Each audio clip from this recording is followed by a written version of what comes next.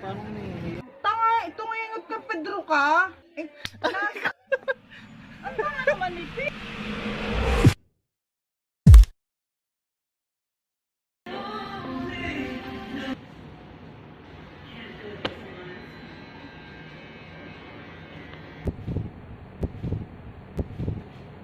Kaya natapos ko.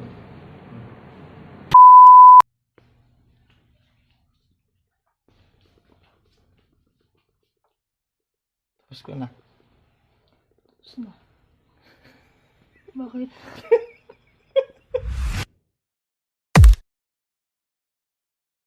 Yun, natapos din. Nalinis ka rin. So, for the record, ako lang mag-isang naglinis niya na. Wala akong katulong kahit isa. Kasi mamaya, may magsabing sila daw naglinis.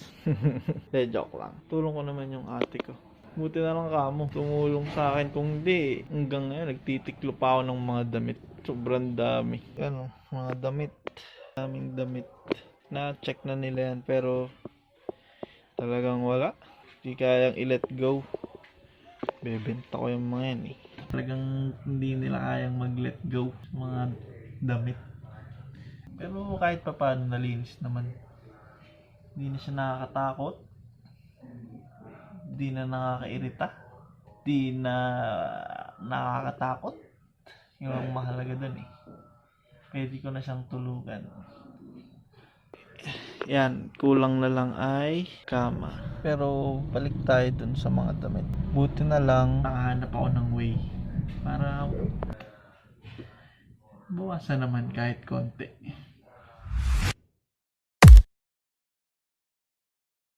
Dito ako ngayon sa Father's House Christian Center kasi nakahanap na ako ng paraan para mawala yung mga sinasabi kong gamit na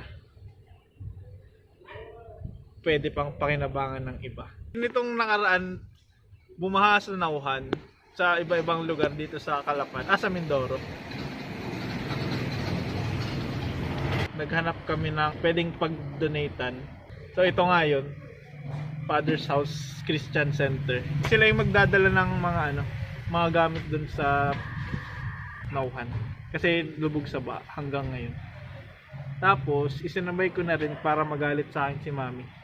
Sinabay ko na yung iba niyang bag. Pero hindi naman natin ibibigay talaga. Kasi prank lang. Punta ka dito, may papapanood ako sa'yo. Papapanood ako sa'yo. Paano ka namang uto? Sabay akyat naman. Okay, 1, 2, go! Ano ka?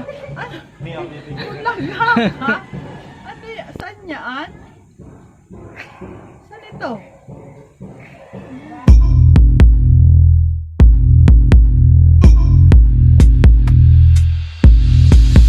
Tanga, tumingot ka, Pedro ka.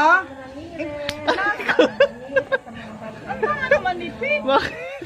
Ba't naman ay pinamigay mo na Thank yun? you po, madam. Para namang utuan si Pedro. Hindi naman sa kanya eh. Pinamigay na yung eh. Aling ka? Tumingot. Yung bag. Ay, pinamigay na naman. Ay, nagagamit na masyado.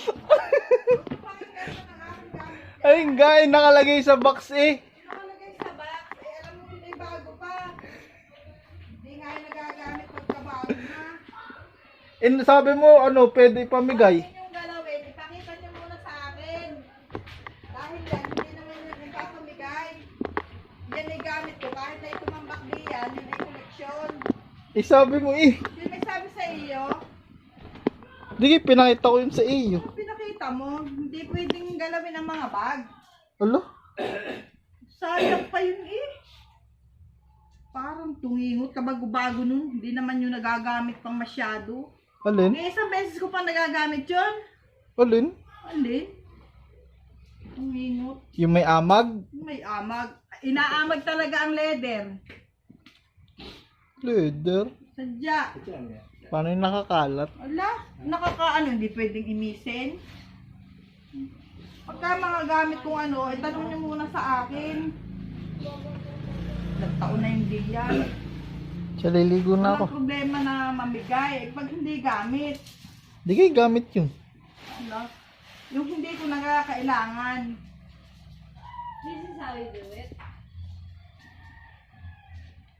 Bilisan mo na at mahiya ka sa mga kasama mo. Lagi ka na lang late.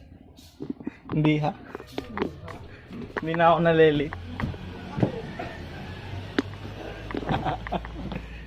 Hindi niya alam, nandito. Success.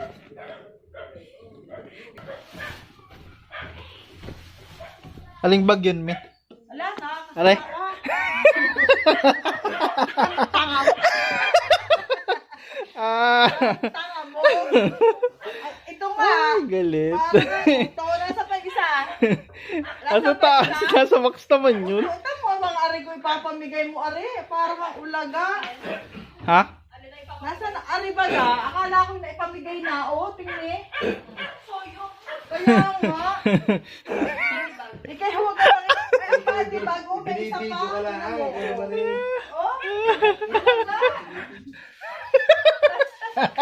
Oh, sasaling kita. Huli ka, madamot ka. Hindi ako madamot. Doon sa inyong ipamimigay, depende. O, ay kung paggamit ko, huwag niyong gagalawin. Sige, bibigay ko na. Bibigay. Ano mo yan? Hindi, utong-utong. Ano? Nandun sa box to. Ilagay mo. Hindi mo alam kung may... Pagkagamit ko, huwag niyong Naku, kahit pa yan, Gilbert, kahit pa yan, pit ay kailan. At magamit ng iba, at kilala ko yan. Anong pangalan nito? Micaela. Itong black? Micaela yun, ha? Itong black, anong pangalan? Awa, kung anong pangalan yun. Oh, hindi mo kilala.